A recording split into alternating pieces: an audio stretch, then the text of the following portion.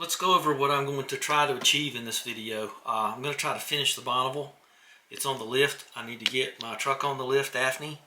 So I'm going to very quickly retorque the exhaust manifolds, just check them. I'm going to check the tire pressure. I'm going to check the tranny level when hot. We're going to go on a test drive and see if that speedometer works. We're going to check for trans leaks.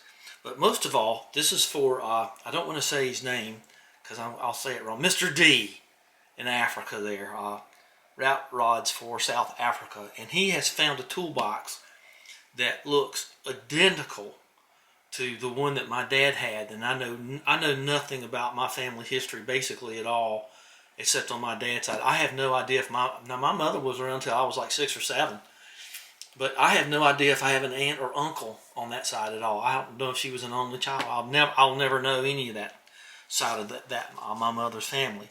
But my dad was real tight-mouthed. He didn't like anybody talking about history. My grandmother, one time she made a dish that she used to make my dad when he was a little boy, and he threw it out. So there was no discussion of history. So I have no history on this toolbox other than it's been in my life since way before I was born. And I'm going to show it to you now. And I was asking the D-man about if it had the little corners. So let's go see if it's got. I want him to see those little corners. And I'm going to see if I can find the tray. It might be up in the attic. And one other thing I want to do too. I want to give the D-man credit for one of his brilliant ideas. And love this guy. He is Rat Rods for Africa. If you hadn't seen it, check him out. He is creative and talented, and he thinks of something, he makes it happen, no matter what it is, no matter how big a frame project or whatever it is. So he's earned my respect, very definitely. Well, let's go on down there in the heat and get this over with, because I don't like the heat. There's some of the stuff for the pond project, but that's definitely on hold. But what I wanted to give him credit for was salad bowl ideas on these wheels on this trailer. Those have gotten more compliments, and one of my friends actually thought I got a new trailer. So I gotta give Mr. Rat Rod there credit on those. Kind of hard to see right now, but we're not going out there anymore, and we have to in the next few minutes. So I wanted to get that in. Those are cool. What a great idea. I think 60 cents each, maybe. Let's go upstairs, see if I can find the other half of that toolbox. So if the tray isn't up here, let's get that dangling again to keep the birds off stuff, okay? Then it's lost. And let me just look around. It's got to be 125 degrees up here.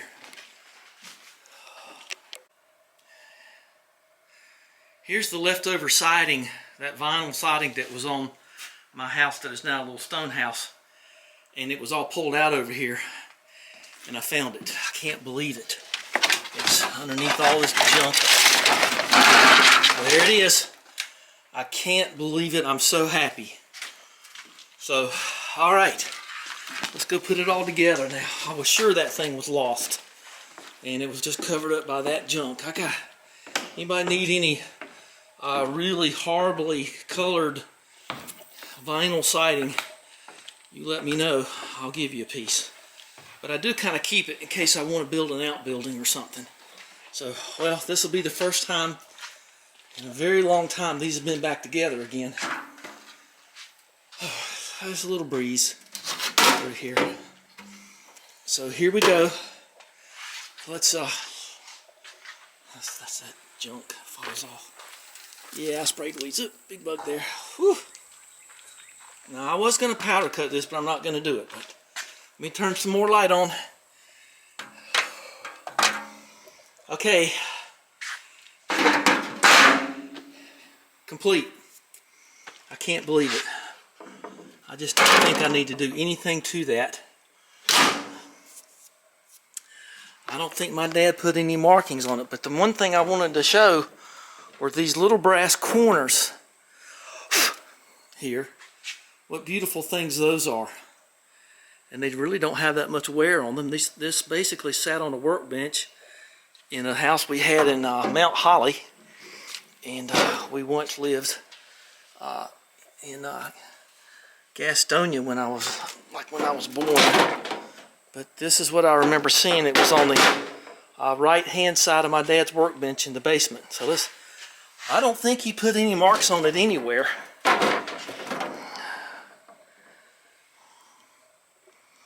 Kind of unlike him, because I've got a lot of his other stuff where he puts the his work address on there and his name. I got all kind of examples of that upstairs, but I don't see anything.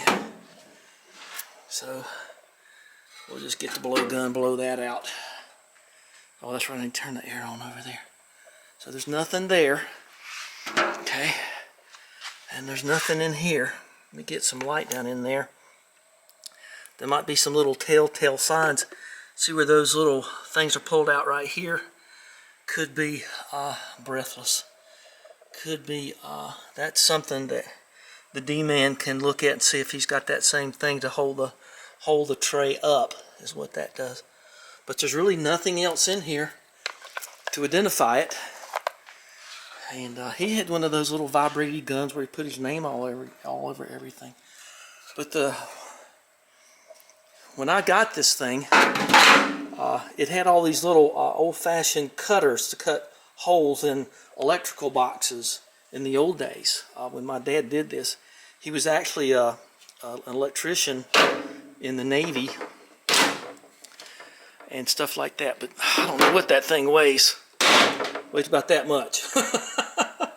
So there it is. We'll do a little slow thing. I might just take a nice picture of that. Here's this other toolbox I haven't figured out what to do with. But I'm going to have more room in here coming up real soon. I hope to get rid of that washer and dryer and some other stuff. So I'll be able to make some more workbenches, which is going to be the plan. Those haven't run in 15 years. They're probably rotten. I'll test them. If they're any good, I'll sell them on something, on some way. It has been days since I've been under here, since I did this speedometer cable thing, and it's completely dry. We're gonna go test drive it and all that stuff, but as we know, the level was above that, so I think if it was gonna leak, it would. But it's been many days now, and it looks dry. That's good. Nothing down here at all. Only way I'm gonna stop this up here from leaking, the front seal, is going to be with an additive or something. I've looked it up and I can't find any parts for this thing. If I took it off and I went to match it up, and if it's like the bearings I've run into on other things, like on the axle on the truck, and you can't get the seal, then you're stuck. So I don't want to get stuck. So let's tighten up these.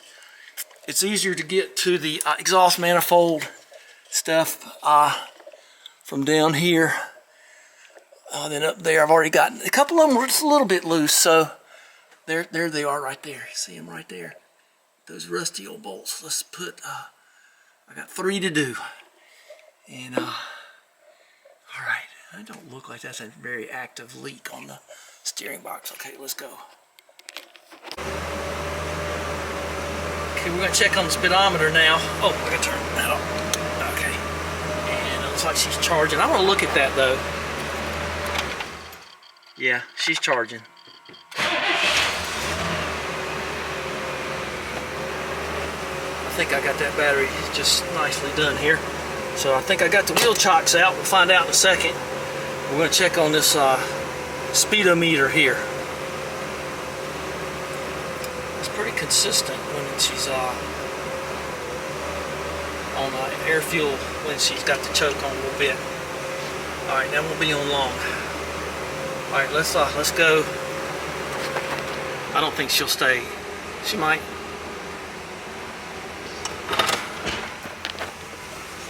No wheel chocks, I guess. We'll just find out together here now. These are 4-wheel drums, so they've been sitting for a while. They'll lock up on you, stand you on your head. Oh, there's my hat. There's my hat. Oh my gosh. Okay, I got tucked in my ponytail. Hang on a second. I'm not kidding. Okay. Ooh, it's miserable. Alright, well, let's see. I think I see the needle bouncing.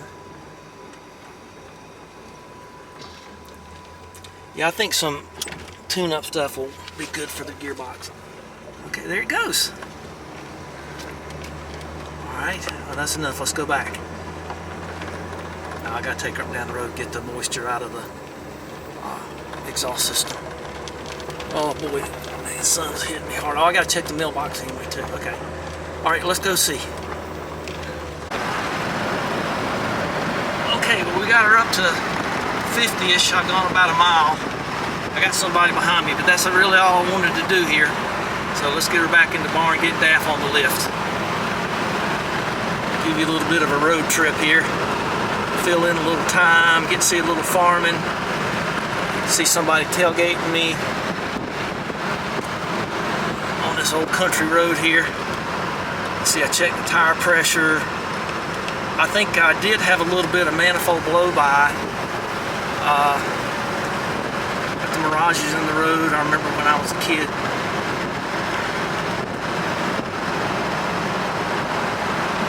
She's doing fine.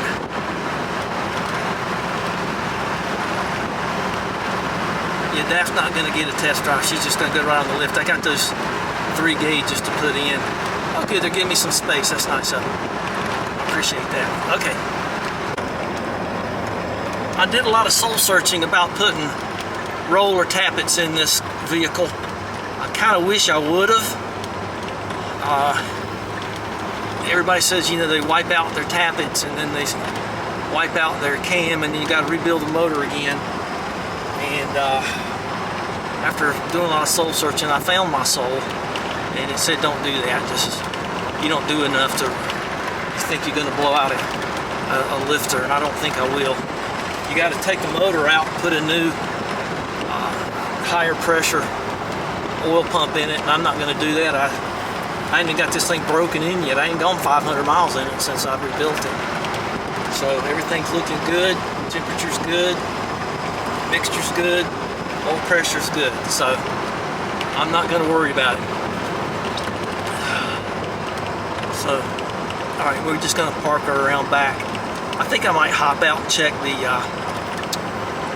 well, I don't care about the transmission fluid because I'm going to be putting a quart of the other stuff in. I guess I might as well know now, huh? While she's hot. So we'll let her sit in her appropriate bay at the back of the barn for a while and see if she got a stain under her. Okay, she hadn't run in a couple of days, probably close to 5 days. Okay, good. Get a little fuel pump going. Let's get her on the lift, which is over there. I gotta look at the floor here too. Alright, we'll look at that one back out because I found that the Bonneville was a little over the full mark hot, so I gotta drain probably a little over 2 quarts out of her to put a quart of that stuff in it. So I'm glad I looked at it. Alright, good deal. Alright, let's see if she'll... Boy, she sure shifts better. With all that adjustment I did.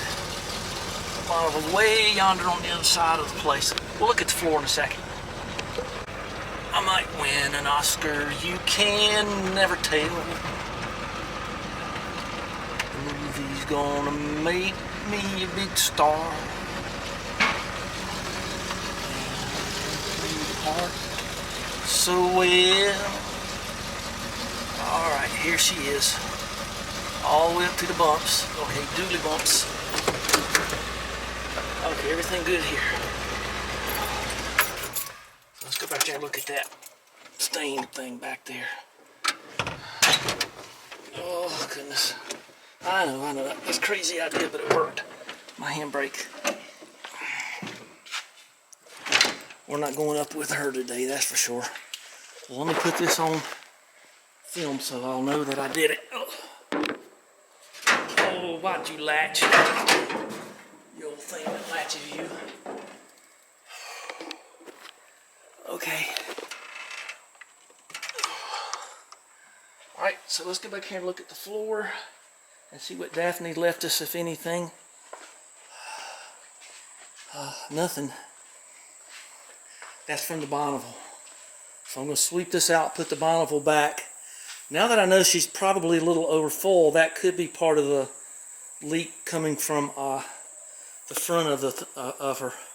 So that's probably a good sign. I'm going to take that as a good sign. And generally, that's the case. And that might be why it came out of the speedometer thing, the speedometer drive gear, because it was over full. Should have let more run out of it, huh? There that is again. Need to find myself a broom here. It's nice to be the owner, the proprietor, the S-corp guy, and all that other stuff. And the other good part is you get to sweep the place out.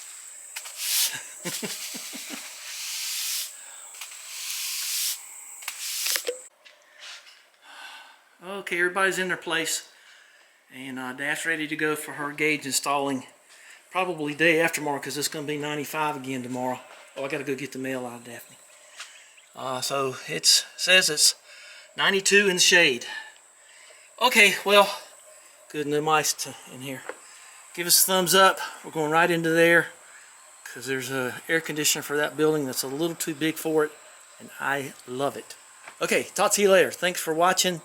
All my friends out in Africa, I wish you the very best. Thanks for watching, and we'll do something with those tires later, I promise. Got more in the back of Daphne. Well, it was a tire extravaganza. They all just got old on me, and I just think it makes me nervous having old tires. So, I'm not supposed to go more than 5 years. And I didn't go 5 years. I went 15 years.